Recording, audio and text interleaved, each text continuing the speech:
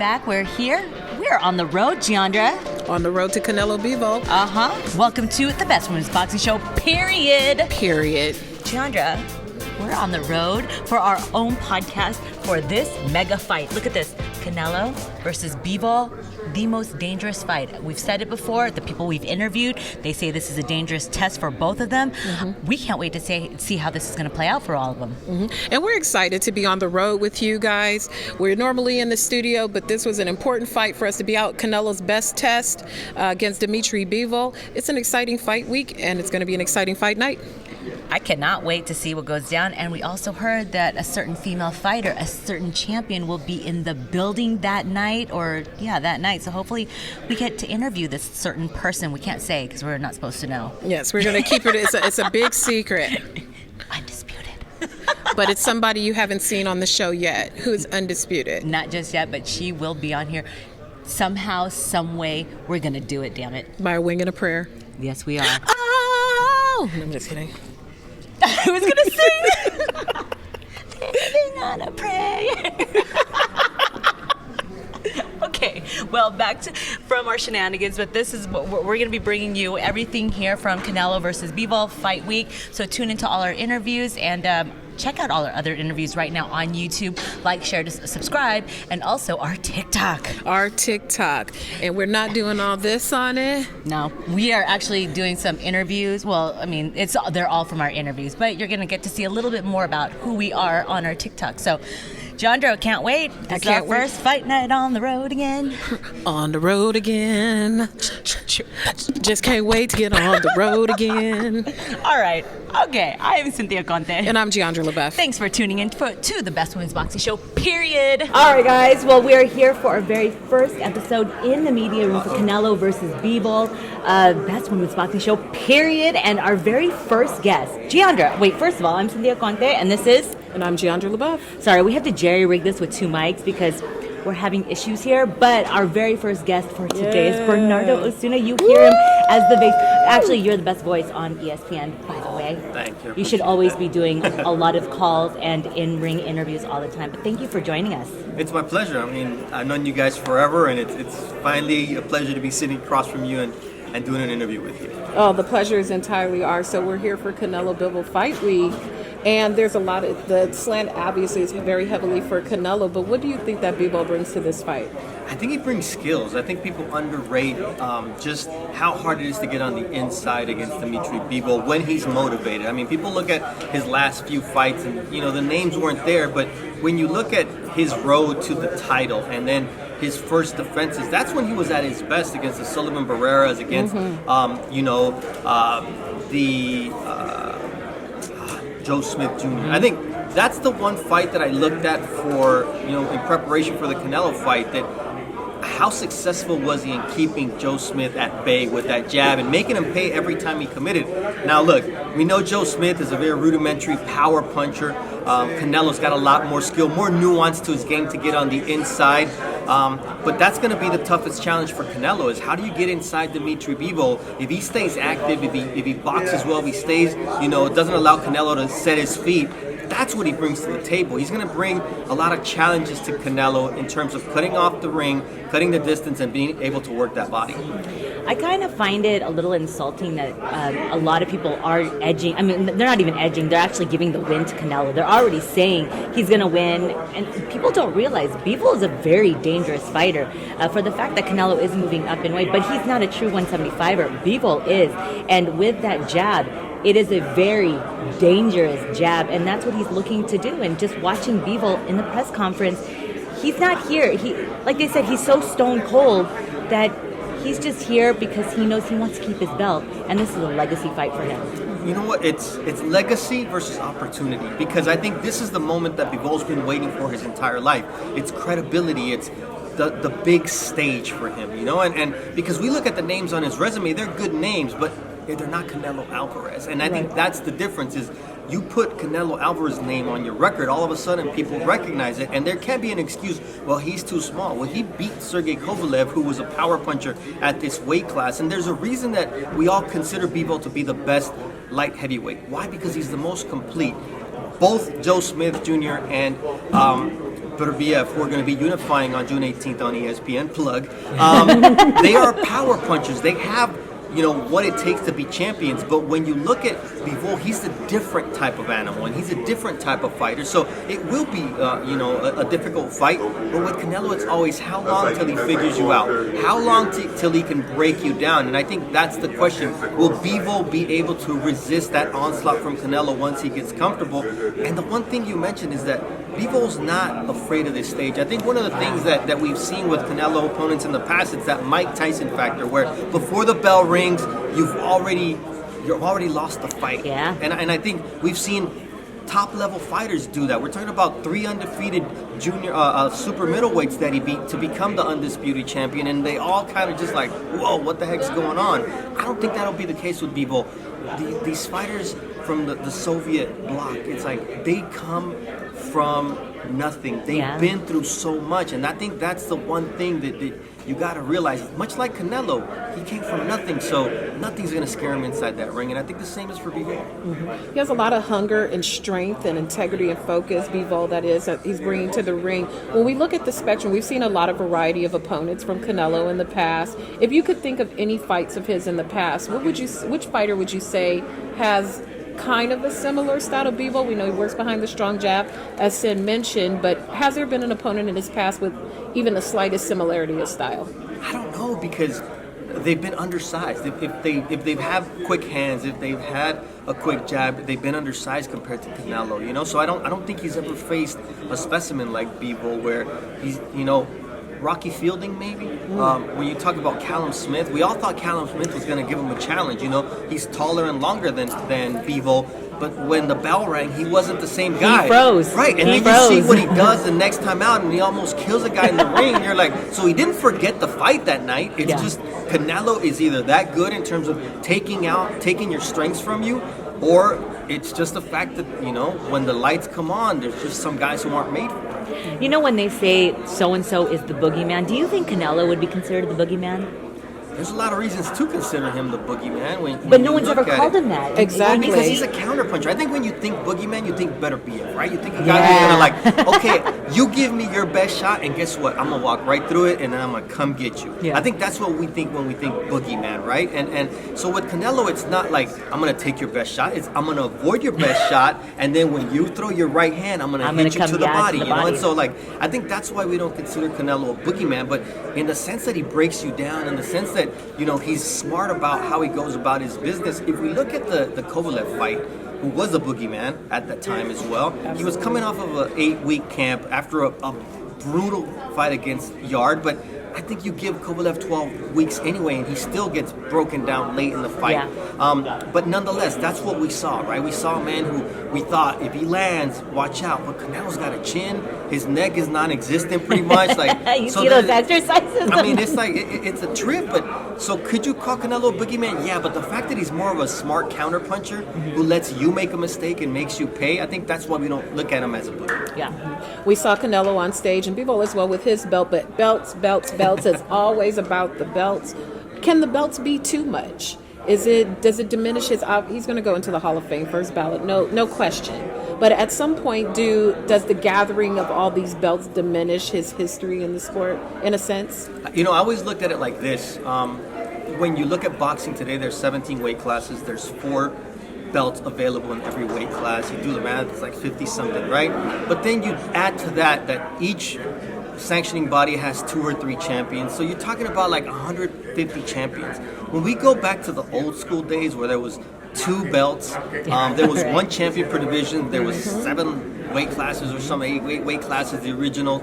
You're talking about you had to be one of the 16 baddest man on the planet to say I'm a champion. And now, without any disrespect to anybody who's earned a belt, because anybody who puts on the gloves and steps into the ring deserves respect, but it's easier to call yourself some kind of champion. And I think that's diminished from the value. But when you go and do what he did at 68 and just say, look, I'm going to take all your belts, and I think he's on his way. He can beat Bivol to do the same at 175 because it'll be an easier route. He'll only have to go through Bivol, and then he'll have to go through whoever wins that Joe Smith Jr. and Beterbiev fight. So there'll be 2 belts on the line from each side, and basically you're looking at value. It does have value because you didn't take the easy way out. Because I look at it, what he's doing at 75, at what he did at 68. You remember his first belt was against Rocky Fielding. We all poo-pooed it because it wasn't the the belt. Right. Correct. And it was like, come on, dude. Like, that dude could barely fight. But that goes to the point. He had a belt. He had a title. He called himself a champion.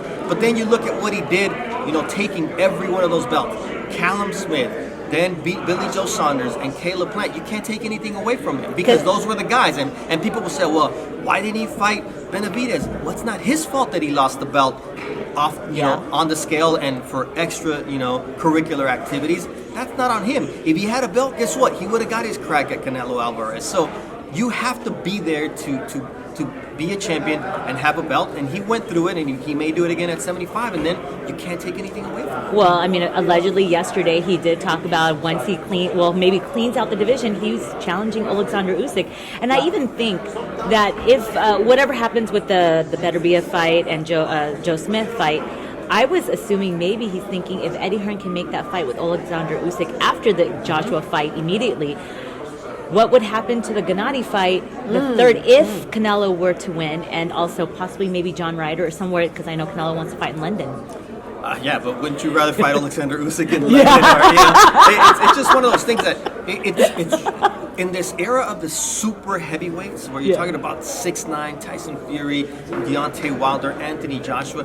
That's the only guy he could really take on to bring down in weight, because we're talking about that. Alexander Usyk is not really a heavyweight. And we've mentioned that the fact that he beat Anthony Joshua was spectacular, but he's a small heavyweight for this era, so he's the only guy that he could say, yo, come down and meet me at a certain weight.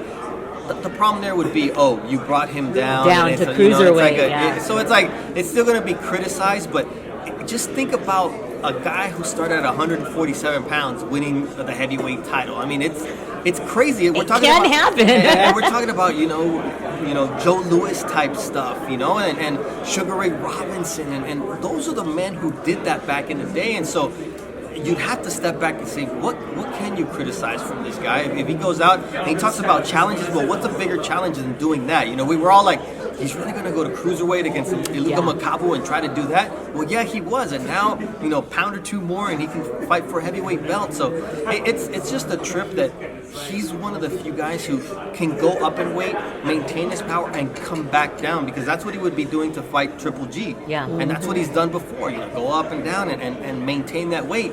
But the one thing that, as a Mexican fight fan, we've always lacked is a disciplined fighter. Yeah. The great legends from Mexico, with the exception of maybe Ricardo Finito Lopez, they've always been men of the people. Guys who go out and get drunk. The Chavez and the Olivares, and so they're one of us type. And it's rare that we see a guy with the discipline of Finito Lopez. You see the discipline of Canelo Alvarez, and I think that's the one thing that makes him different in the Mexican fighter's perspective.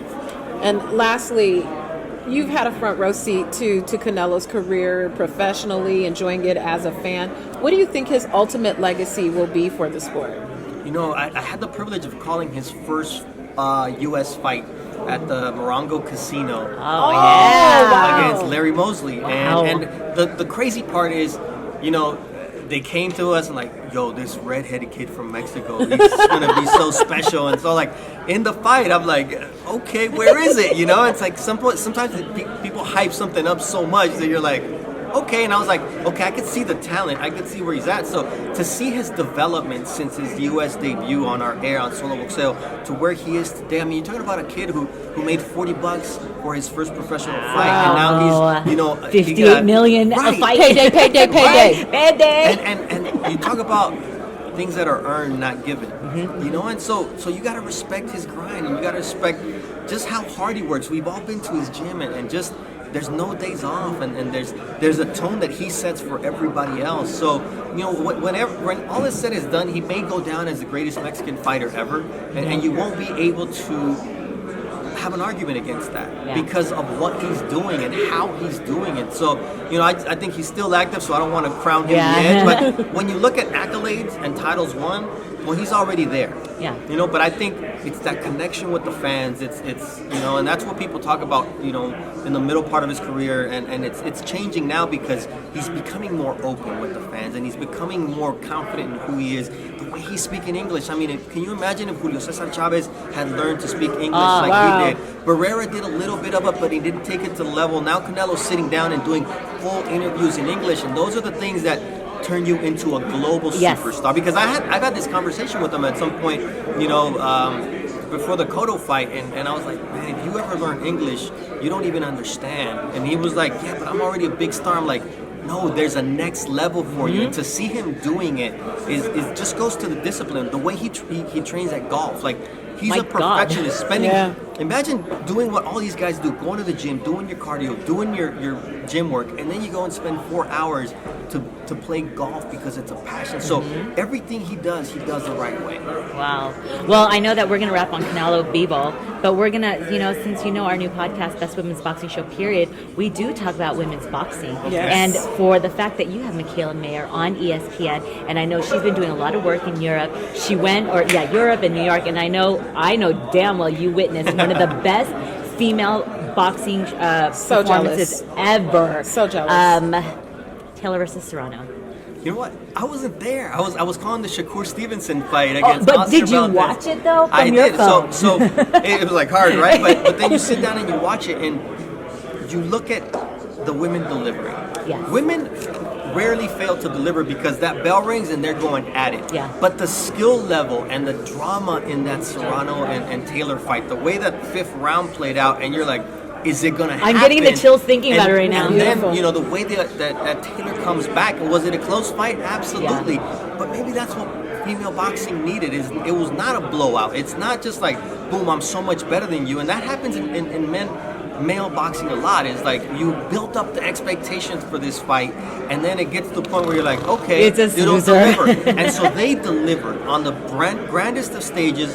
And my only thing is, like, I think that you look at that fight, and I know that Michaela Mayer has been calling for it for a long time. Even Amanda Serrano called for 3-minute rounds in this fight. And I think that at that level, it would change the game. Because that's where you want equality, you want equal pay, you want everything. I think when they're at a lower level, I can understand 2-minute rounds. But I think when you get to the championship level, when it's a Claressa Shields, when it's a Taylor, it's a Serrano, it's a Michaela Mayer, these women can handle it. They have the training, they have the pedigree, they've been to Olympics. So I think that at that level, we should think about knocking it up to the 3 minutes. And I don't know if we're ready to go 12 rounds, but... Well, why not? If not 3 minutes, why not 2 minutes, 12 rounds? Yes, I agree. Then if you're not ready to go 36 minutes, but like let's baby do steps. 24 minutes. The full 12 rounds, because even Taylor was saying, yeah, I won it in the championship rounds. And you're like, well, like what's that? The 9-10? Like that's really what has separated the greats over time. If you look at the Leonard, Duran, Hearns, Pipino Cuevas, Ruben Olivares, it was like that's when you found out who could take it to the next level, when your body is saying I can't anymore, but you find something inside of yourself that says yes you can, and I think the women would benefit from those extra 2 rounds, if not the full 3 minutes. So we look at this fight. The rematch, obviously, is a huger deal just because of how they perform. Beginning of our first modern-day women's boxing rivalry. And then Michaela Mayer, who fights on ESPN, has been calling for the fight with Alicia Baumgartner. A different type of rivalry, much more trash-talking, more on brand for what boxing fans... What do you think, in terms of rivalry, is a greater rivalry? One that involves all of the trash-talking, like they do, and they get it in, or the utmost respect like we saw between Serrano and Taylor? I love skill. I mean, I think, you can talk all the trash in the world, and unfortunately, all the trash that's been talked by both Michaela Mayer and Alicia Baumgartner kind of goes into the vein of what we see with the men. It's like, really, keyboard princesses and not, warriors. No, let's get into the ring. And that's why you have to respect what Taylor and Serrano were able to do. I know that Michaela Mayer wants that fight, but it's the people on the Bumgarner side who rightfully so want to milk it a little bit. They want her to be a unified champion against Choi, and then come in on equal terms against Michaela Mayer. So I understand the business side of it. I really don't care for the trash talk. I care for, are you the best? Let's handle it in the ring. And I think that's what made Taylor Serrano special. I think that's what makes Claressa Shields special. She had a little bit of trash talk, but there's not really anybody equal to her in terms of her skill level at that size.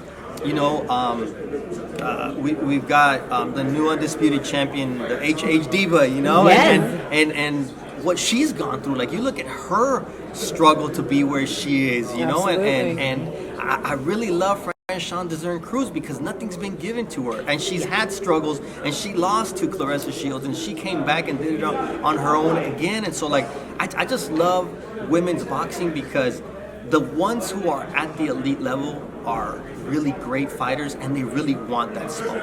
Yeah. Go ahead. No, I was good. Just to follow up on that. So what happens to Michaela now? She's essentially being like iced out because they're going to have the fight with Alicia Baumgartner and Choi, and in the meantime, there's not a fight there for her. So what does she do to keep herself active? She takes a stay busy fight. I mean, because we were talking about Delphine Persoon for her as a possible, but she's taken. But she's going to be on the Floyd Mayweather undercard fighting for a title as well. She's on the Floyd. What? Yeah. In Dubai. Wait.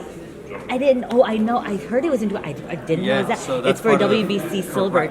Wow. So she'll be Educate us, active. Bernardo. Good for her. You know what? I like Delphine. Get that money, and she's a heck of a fighter. She gave she beat Taylor the first one. I'm sorry. Everything she could handle. So you look at it, and that's a great fight for boxing, and that's the beauty of it. Like, I think female boxing isn't very deep, but the top 4 or 5 in the weight classes are really, really good fighters, and they want to fight, and they need to fight. And I think that's really the good thing about the sport where it stands today, is that fights are being made, and I think female boxing is in a really good place. Yeah. All right, and last one.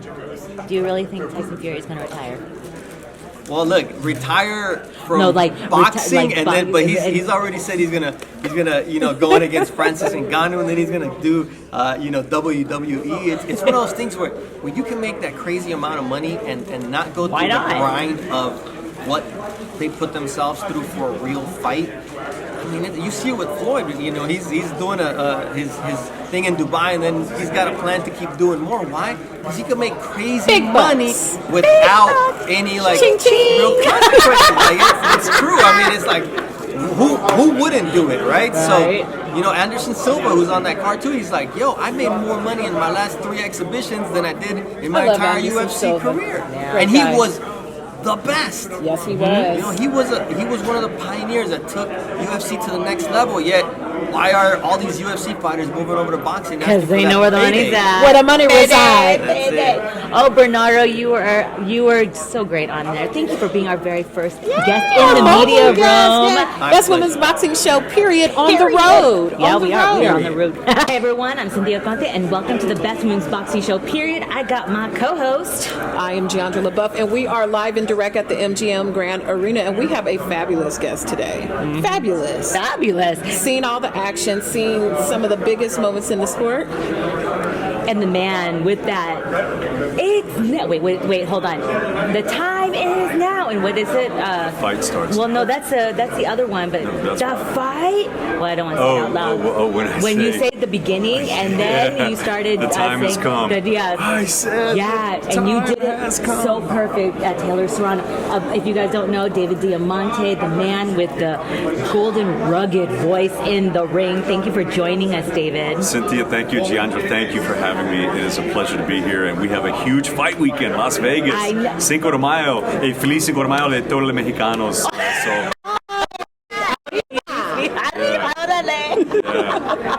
But It's first off, when I saw you walking, praise God that you are all right. You are in literally one piece, and you're in good health, and it's just so good to see you walking and talking and just doing what you love. Yeah, thank you very much. It's been a tough time. The accident was obviously very tough. I had very serious injuries. I still do.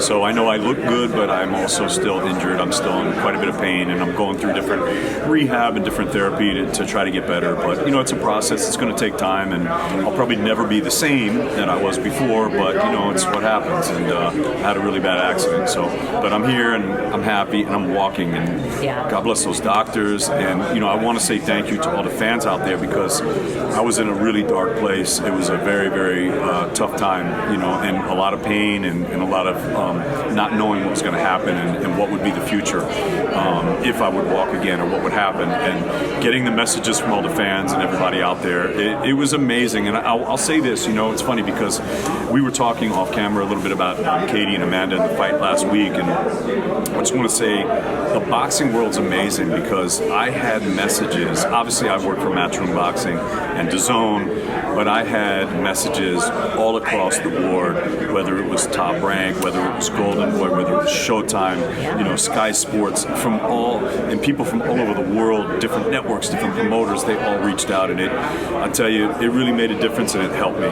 because I wasn't able to respond to everything. I really was staying off my phone because I was trying to work on recovery, but it made a big difference, and so thank you, and just to let people know if there's someone that that's going through a hard time, send them a message. Yeah. It can brighten their day.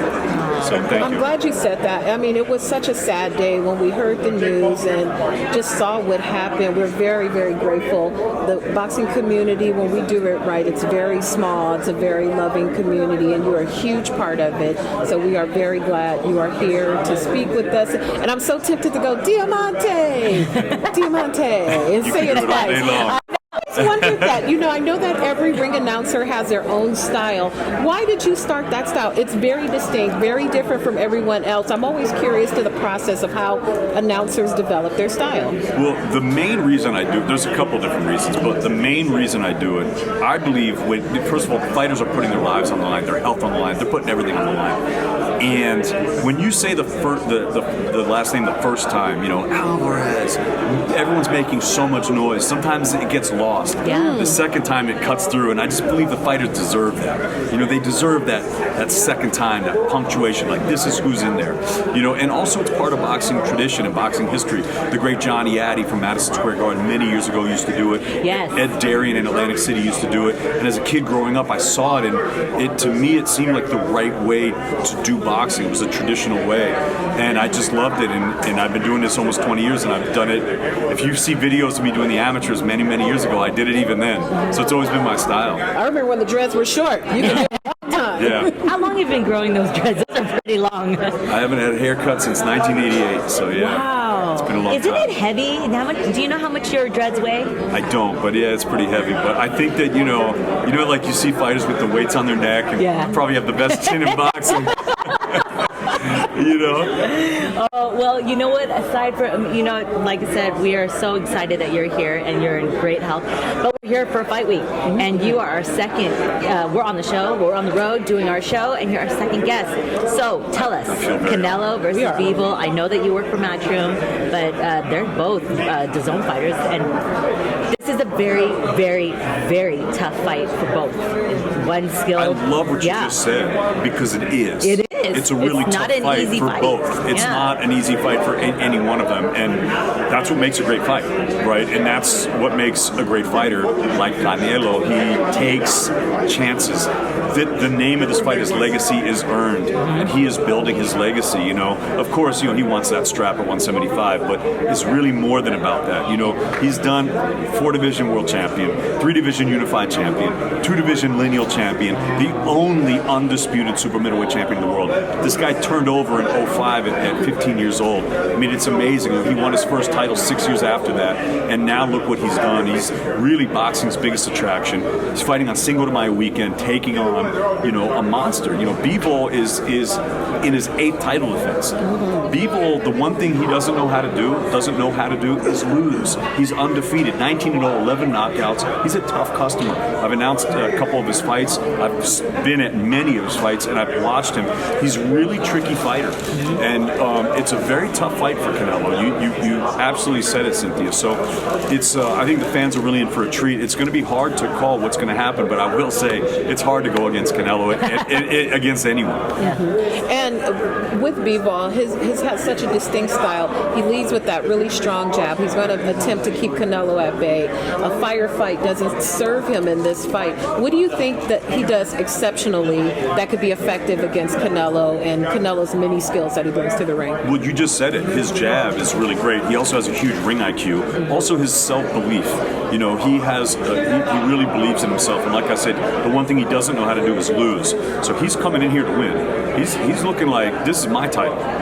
This is, my 8th title defense. Like, I've been here, I've done this. Whether it's against Jean Pascal, whether against Joe Smith Jr., whether against Barrera. Like, he knows how to fight. So for him, this is just another day. You see, he's a cool customer. He's calm, and of course Canelo, he's super calm. This is what he does.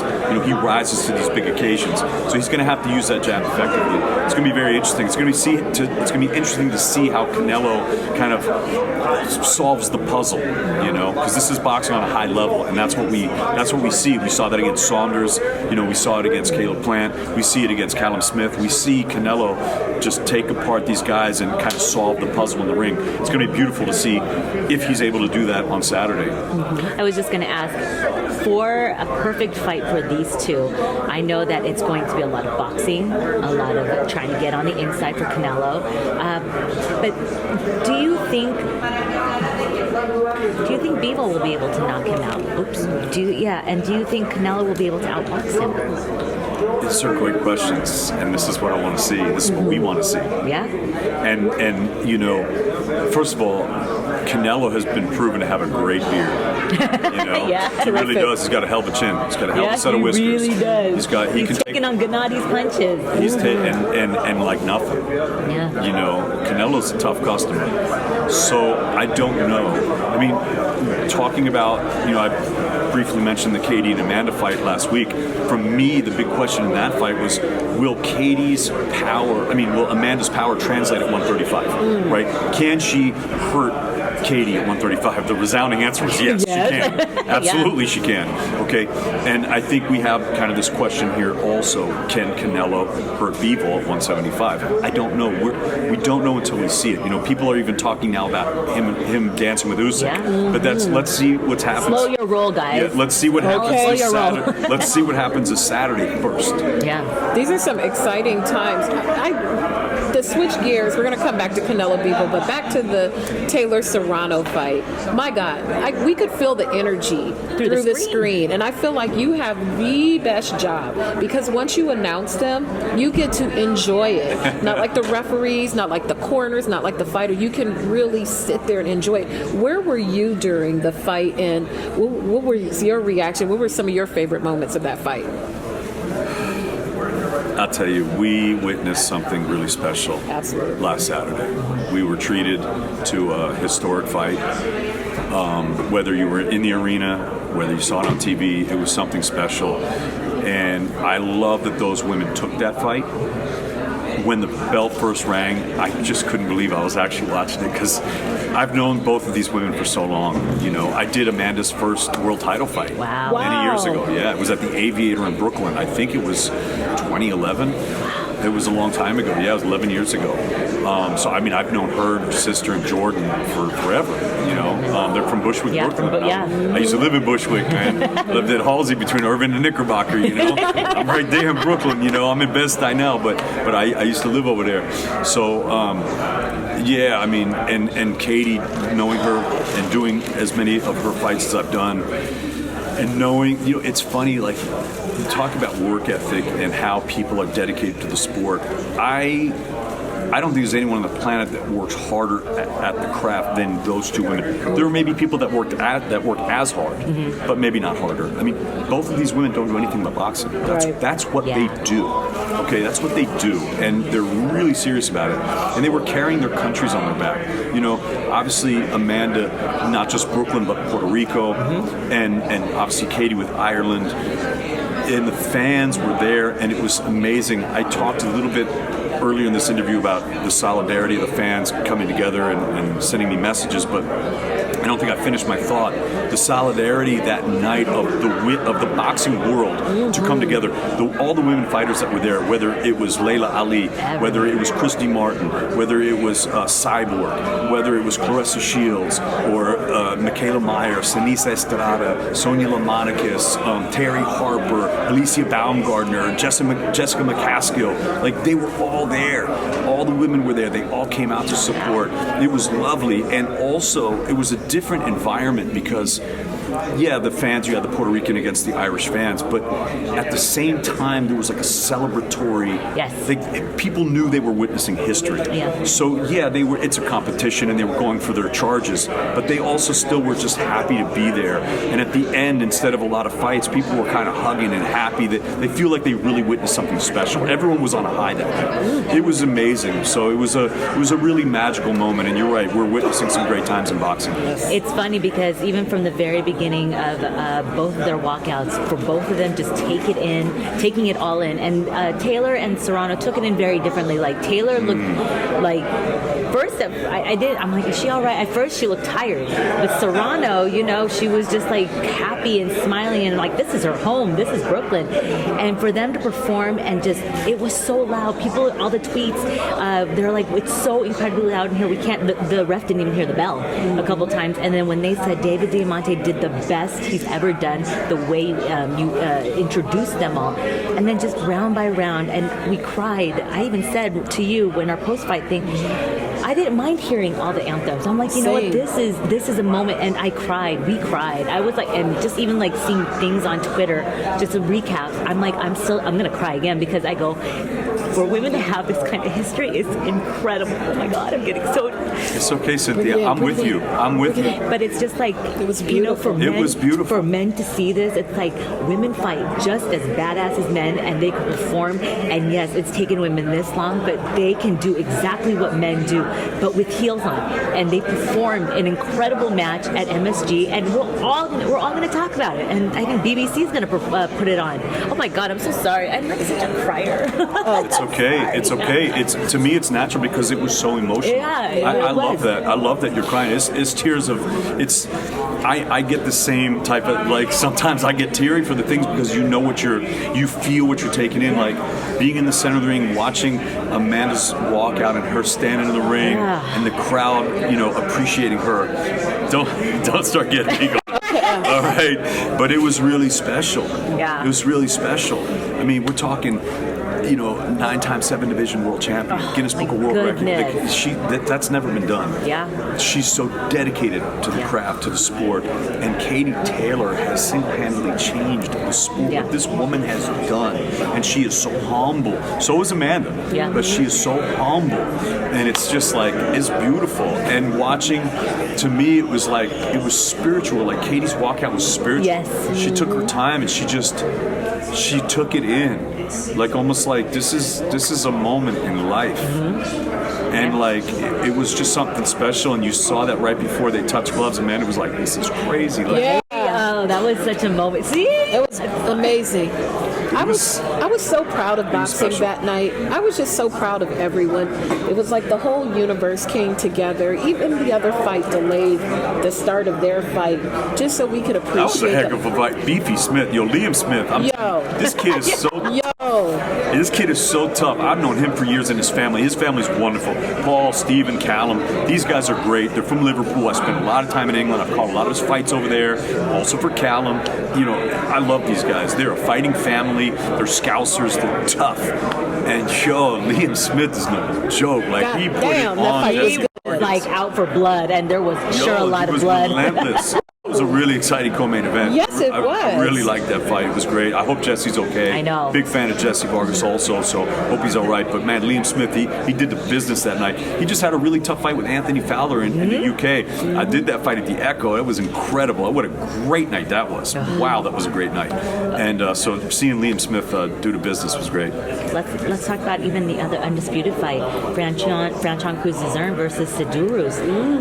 That I don't know. Do you remember that fight? That was the best performance we saw Cruz-Dezern come out. She had her hair tucked onto the side. There was no more fuck my hair. I want the belt. Right. She performed to. I mean, I don't think they ever jabbed. I don't believe they jabbed in that fight. It was all power punches. And Sidurus, I was saying she looked like Carrie from the movie. Sidurus was I think she broke her nose. It went round, like the second or third. It was also a great performance. It's great. There's just a lot of great fights that we have coming up. Look, I want to see Baumgardner and Meyer. Yep. And of course, Clarissa Shields, Savannah Marshall. Yeah. We need this. Yeah. We need these fights. You know, these are the Spence Crawford fights. These are the Joshua Fury fights. These are the fights that the boxing fans want to see. You know, maybe, you know, whatever these fights are. But those two fights coming up, they're brewing. Those fights need to happen. You hear that, Eddie? Make these happen. Make it happen. You have Choi, you have Baumgardner, and I know Bob Arum is like, oh, Michaela will make it happen. Earn with her. Come on. I always tell Eddie that.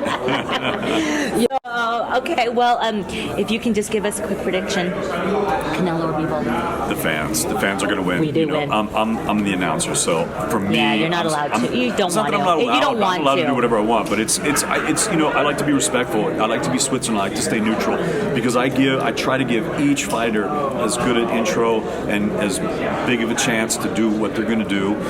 I respect both of these guys a lot. Both guys are amazing. They're both very humble, and they're both so accomplished. I think it's a great fight. Like you said, it's dangerous for both fighters, and that's what makes a great fight. So I think we're in for something special, and it's Cinco de Mayo weekend. So feliz Cinco de Mayo, todos los mexicanos. Yeah, viva Mexico, cabrones. It's going to be a great weekend. It's a big weekend, man. Fight weekend in Las Vegas. If you guys have never been here, let me tell you, guys got to come out. It's incredible. It's a lot of fun. Everyone's here. The fight world comes together, and it's going to be big. And lastly, I know I used to sing, well, not like professionally, but what do you do for your voice to warm up? Because you know what, you scratch your throat, you can get laryngitis, you drink a lot of tea, honey, ginger. What do you do? I mean, I smoke cigars. Probably the worst thing that you could do, you know. When I smoke cigars, I feel like I'm high, and I don't smoke weed, so I'm high. I smoke cigars. That's what I do. You got the perfect voice. It's like Method Man with the baritone, a little gravelly. That's just the right thing. That's my guy, Method Man. That's my dude. Yeah, no, but I smoke cigars. I like black coffee, strong black coffee, and I'm ready to go. Like a true New Yorker. Exactly. David Diamante, thank you for sitting with us. We are so happy to see you. You look amazing. You sound amazing. And we're just glad you're here. Yeah. It's an honor, and thank you guys so much. And we'll see you fight night. Thank you guys. Well, thank you for tuning in, David Diamante. Make sure you guys check him out. Saying his. The fight starts now. I would so do it right now, but I don't want to interrupt everyone else's interview. Sorry. I'm Cynthia Conte, and I'm Jeandra LeBeauf. Thanks for tuning in for the Best Women's Boxing Show, period. Thank you, everybody, for watching the Best Women's Boxing Show, period. Make sure you follow us on all our social platforms. Follow us on Twitter, TikTok, YouTube. Just follow us. Leave a comment. Like, comment, subscribe. All that stuff the people be saying. And make sure you tune into every episode of The Best Women's Boxing Show, period.